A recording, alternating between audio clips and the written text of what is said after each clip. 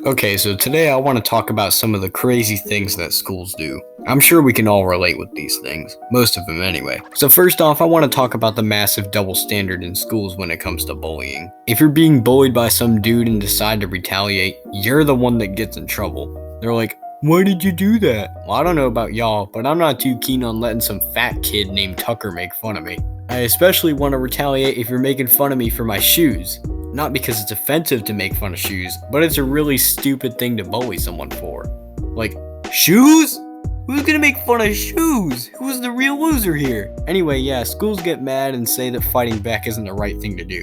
They've obviously never been bullied before, so they just tell the students to tell a trusted adult or tell a bully to stop. Yeah, right, as if I'd tell a teacher. What are they gonna do? Suspend the guy for 2 or 3 days? Separate his seat from mine in class? I've never been bullied before, but I can say for certain that it would never work to tell an adult. Like I said, they ain't gonna do nothing. If two world powers are at war, I don't think one of them's just gonna be like, you know what, we should be friends. To all the kids out there being bullied, here's your options. You can either get physical and lay him out yourself, or you can find his greatest weaknesses and blackmail him into stopping. I mean, don't get me wrong, both are terrible options, but violence is never the answer according to schools, and if you put out embarrassing information about a bully, ain't no one gonna respect him anymore. Also, before I continue, I just want to mention that when I was in kindergarten, they actually put me in the special education class for some reason. I've never been diagnosed with any learning disorders or anything, but it was pretty chill in that class. We'd go to it for the second half of the day and return at the end of the day. It was fun. The teacher was really cool too. Anyway, let's talk about school lunch. People in movies and books make out the school lunches to be pure garbage, but I think school lunch is pretty good, that is when it's free. Paid school lunches are awful because it's school lunch, but it costs money. I have gotten a good chicken leg or two from a friend before though. People always portray school as something a student would enjoy. I mean, in the media and stuff. Y'all ever see a sign in school saying that learning is fun or whatever? Let's be honest, nobody likes learning. It's just facts that if you want to be a teacher while you're still in school, you're a psychopath. Especially if you want to be a math teacher. The only teacher I'd want to be is a PE teacher because they watch all the kids who have no clue how to play a game, and I'd love to laugh while at work. Back on topic, y'all are just putting up those posters because you work at a school. Okay, well, if I work at a Wendy's alongside your garbage 1983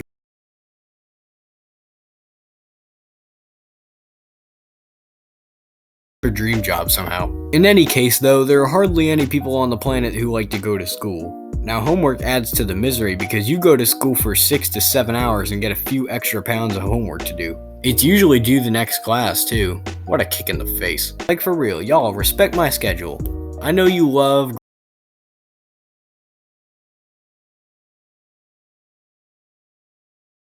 Besides, people around my age are starting to get jobs and stuff.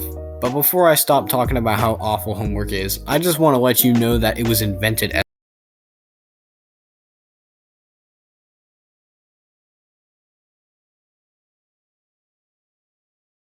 when a kid would swear in front of the teacher, it felt like the whole world was about to end right then and there. Same thing with the kids who'd have constant anger issues. I think we can all agree that drills were the worst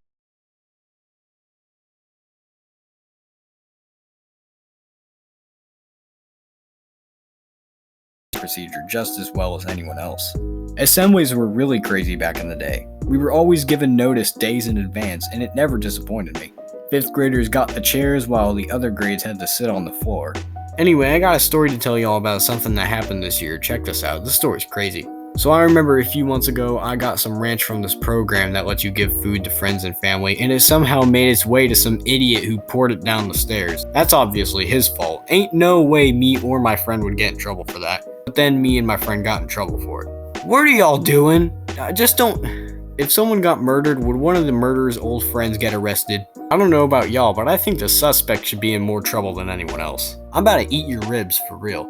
I think we should also talk about the problems that everyone has at school. I think it's ridiculous that they make high schoolers ride the same bus as middle schoolers. At least they do it for us. It sucks too. There's some really weird kids. There's one that sings the stupid 1-2 buckle my shoe, and then there's this weird kid with a mullet who sings Five Nights at Freddy's songs.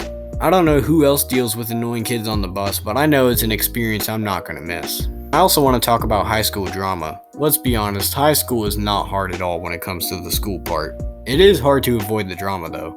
Arguments are probably the biggest example. Rumors were a big problem in 8th grade, but they're probably worse in high school, to be honest with you. I also just real quickly want to talk about some of the dumb people that go to the same school as me. I'll start off by mentioning that the vape kids are an actual problem in our school.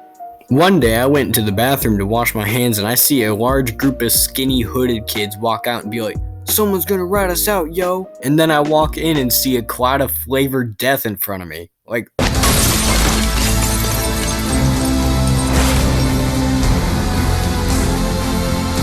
and these are the same kind of people that'll be like, "If you don't vape, you're not cool." These kids also just act suspicious too. They act like someone ratting them out is the only way an administrator can find out if they're vaping.